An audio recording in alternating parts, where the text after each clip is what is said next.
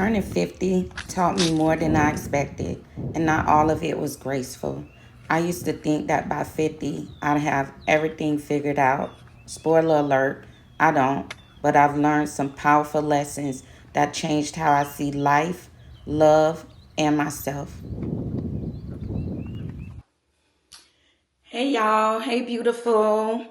I'm Tisha, and welcome back to 50 and Figuring It Out. And today I am sharing 5 life lessons that I figured out by the age of 50.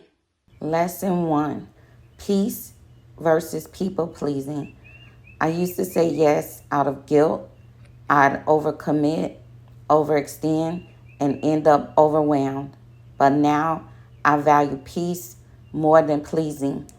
If it costs me my peace, it's too expensive. It took me years to realize that no, it's a full sentence. And standing on that no, I don't have to apologize for choosing me at this time in my life, especially protecting my peace is non-negotiable. That is a non-negotiable for me. So if I ever feel like my peace is being disturbed, that's a hard stop for me. Lesson 2: you don't have to prove your worth. In my 30s and 40s, I was chasing validation, hustling to be enough in work, in relationships, and how I showed up for any and everybody. But turning 50 reminded me I don't need to perform to be valuable. I'm worthy because I exist, and that's all I need. I'm I no longer want to be the best. And when I say the best, I want it to be the best for everyone. I want it to be the best mom. I want it to be the best wife. I want it to be the best daughter. I want it to be the best friend. I want it to be the best employee.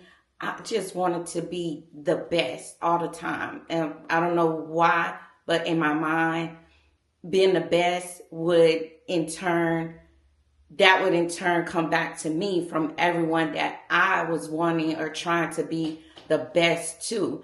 And when I say the best, it doesn't mean that I want it to be perfect because, of course, no one's perfect, but just being the best, meaning they would just call on me. They would look at me in that way. I don't know if that was some type of validation. I know it was.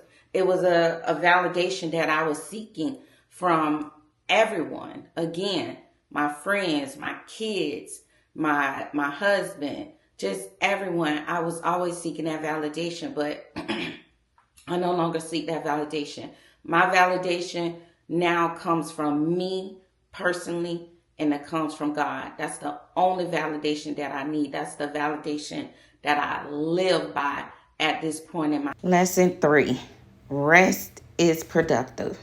This one was hard for me, very hard for me. But I grew up believing rest was lazy, but now I know rest restores. It's how I refill my cup, reset my mind, and reconnect with myself. Okay, I had to make a cup of coffee for this one, y'all. I learned to stop glorifying burnout. And that at this age is very important. Very, very important. I used to, if I wasn't doing 10 things at one time, I wasn't doing enough. And I'll be honest, right now, that I'm still a work in progress on that one. I still, every now and then, my husband say, just lay down, just stop, just rest. So being transparent, I still have to be told sometimes to just chill out. But I'm really working on it. But I will say one thing I've learned to do is definitely prioritize taking a nap. I'll give you a prime example. My girlfriends and we're called the Warm Girls, the Warmies.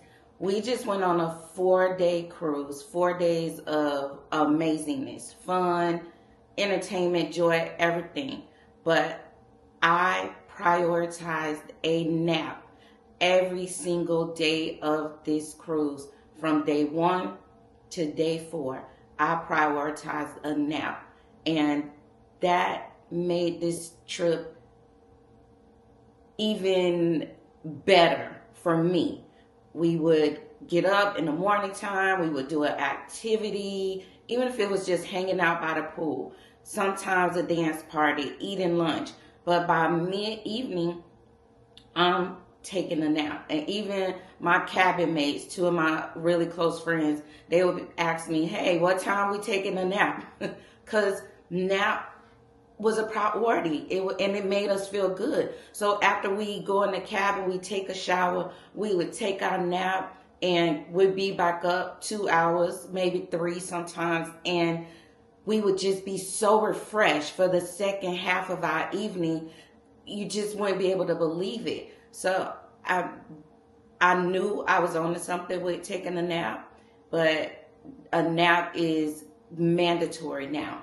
A nap is going to be mandatory, especially if I have a long day. I am going to take a break in my day and just cut out all the burnout. That just doesn't work for us anymore. Lesson 4, your body is not the enemy.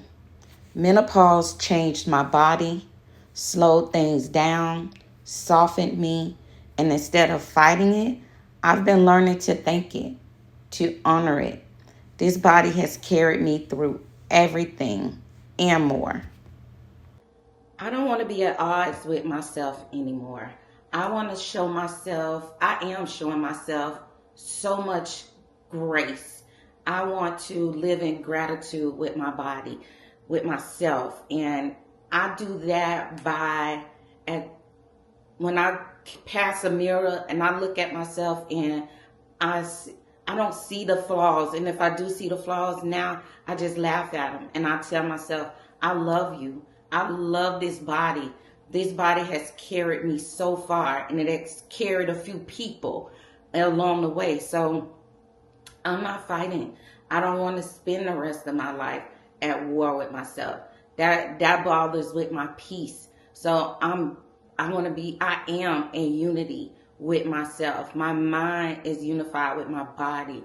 I'm prioritizing doing whatever it takes to just make my body know that it's loved, it's cared for. Supplements that I take to help it. At 50 or in menopause, we don't have that juice anymore, or we don't have a lot of it, that estrogen. So just doing the things to help it get some juice, help it get pumped up along the way. That's what's important to me, but always stopping and just letting my body know that you are loved, you are appreciated, I care for you, I love you. And that's important. And that my body tells me, it talks back to me. I'm up in the morning, I'm able to do some of the things. Some days it's not in unison, we're not in unison, and that's okay. And I respect what my body is telling me. I listen to my body. So that is another thing that I am, I'm doing at this point in this time. Just being honoring my body. Lesson 5, you're never too old to begin again. This vlog, this journey, it started with a whisper in my heart. A what if at 50. And here I am, trying, growing, beginning again.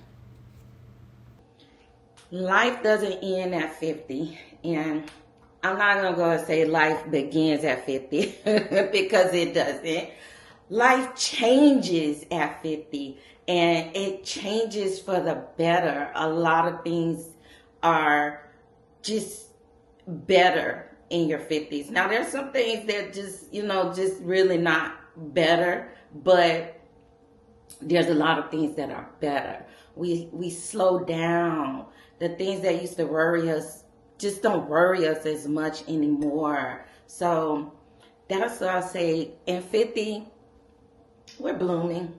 That's what we're doing. And if you are still breathing, You're not done. You're not done yet. I'm not done. You're not done. At 50, we still breathing. We got a long way to go. So we got a lot of time behind us, but we still got a whole lot. So that's 5 of some of the biggest lessons I've learned so far. And I know there's going to be more coming. So, and I'll embrace them as they come. But let me know, what lessons have you learned at 50 or even before 50, coming into 50? But what life lessons have you learned? Share those with me in the comments. Let me know so we can reflect on them together. And you might have some that you list that I haven't listed that have really come across. But those were the 5 big lessons I feel like I have learned